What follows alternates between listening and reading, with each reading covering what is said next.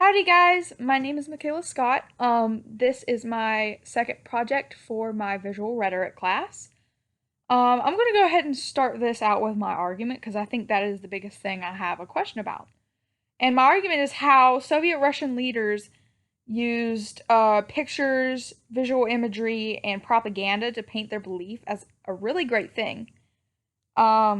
And for some people, it was. It was an amazing thing for people in higher classes, which is exactly what they didn't want. But for others, it was the exact complete opposite.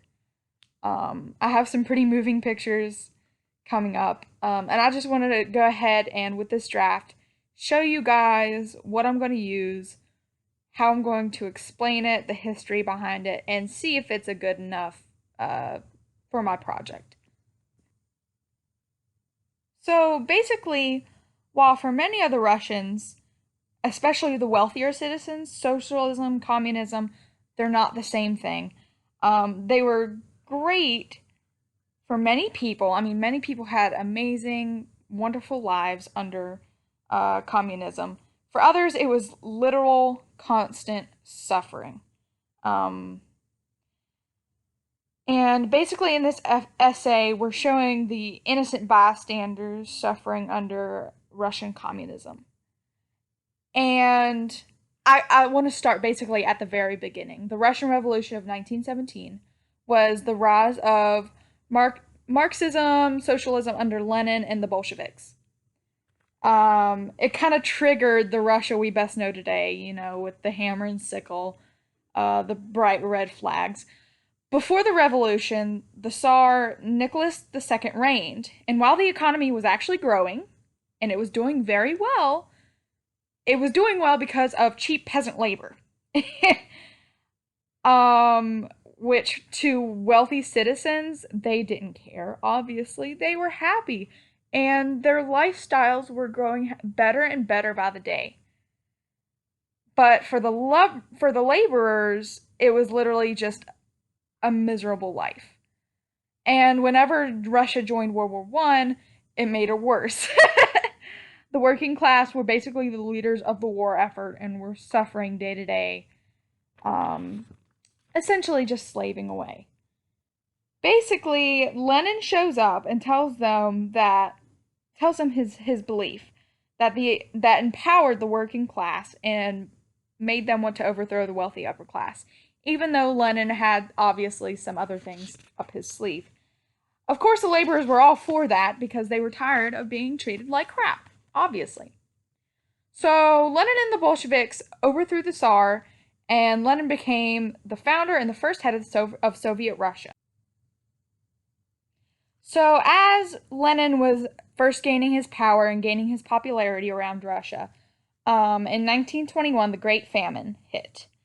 All across Russia, and all of the lower class, the laborers that Lenin told them that he would stand up for, were starving and dying at alarming rates.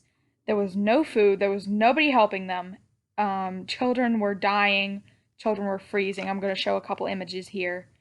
It's quite emotional to look at. It's pretty terrible. It killed about 6 million people. And obviously, the start to the Soviet Union was not that great. This sort of fight back and forth between the people in poverty that were supposed to be empowered, the Labor Party sort of was back and forth until about 1924. This is where Lenin sort of threw the hands of the Soviet Russia over to the well-known Joseph Stalin.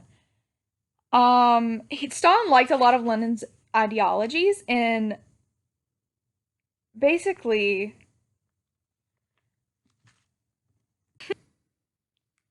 Joseph Stalin basically became probably one of the best and well-known faces for socialism, communism, Marxism, Leninism at the time, and pretty much forever. I mean, whenever you think about Russian communism, you automatically think of Joseph Stalin.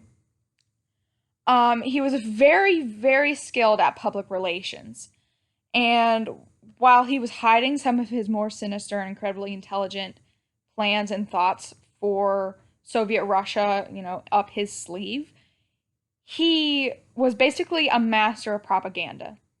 And he was much, much more charismatic than Lenin ever was. That was quite obvious, because he gives this sort of vibe of this nice, warm, friendly father figure. In fact, there's a lot of propaganda images I'm going to show you here. Um, it's kind of crazy. This first one says, "Stalin's kindness illuminates the future of our children," and this one's by Irakli Toidze. I think I'm saying it correctly. Um, obviously knowing now what he did, what he has done, a picture of Stalin holding babies is kind of odd, right? The second one, it says that we will surround our orphans with maternal kindness and love. This one's by Nikolai Zhukev. Obviously, I can see this is sort of the kickback from the famines, the impoverished children, the homeless children that were sitting on the streets that we've seen before. Um, he didn't quite heal that either. Our next one second here.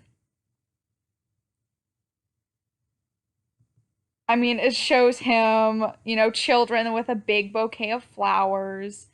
And it says, "Thank you, our beloved Stalin, for a happy childhood." This one is by Viktor Govorkov. And he looks so happy. He's a friendly man. Cough, cough. This one, it says, "Stalin is the wisest of all people." And it shows, a statue of him looking all great. I think that looks to be a Chinese man. You can kind of see where they're going here. Our last image here is, "Thank you, Comrade Stalin, for our happy life." And, it shows the flags, the children, everything. You can see here that he was definitely wonderful at portraying communism and socialism to be the saving grace for the laborers, for the saving grace for all the children, and that everybody should love him. Even though it was quite the opposite later. So that was sort of the brief history that I'm going to go over. Obviously, it's going to be a lot clearer. I'm going to have probably a script, because it's a very complicated matter and there's a lot that goes into it. Now, I'm going to show you basically the slew of pictures that I'm going to use, because I have a lot of pictures from different artists, from different times, that I feel like instead of just talking about each one, right now for the draft, I'm just going to sort of show you the images, give a brief description of each one. And basically what I'm going to do is I'm going to order it in from like best to worst. So in the beginning, we're going to talk about how, under Lenin and Stalin, they made it seem so great. They made it seem amazing. I have pictures, as you're going to see, of kids in Soviet Russia that were happy, going to summer camps, having a great time. And then we're going to skip to the pictures where there are children literally starving, literally dying under the regime, and how they basically use those photos of happy, wealthy children and the propaganda to essentially cover up what was actually happening behind the scenes. Absolutely.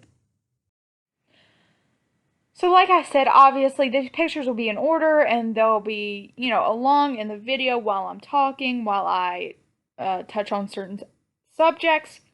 But I guess another question that I was asking is, do I need this many pictures? Should I omit some pictures? Does the Soviet propaganda paintings, does those count, or should I just use them as a little extra, kind of showing the history of the situation? Because you can't really make an argument about Soviet Russian leaders or their propaganda or the images that were taken during them without knowing the history. There is just no way. So I'm going to show you guys some images, And please send me your feedback. Thank you.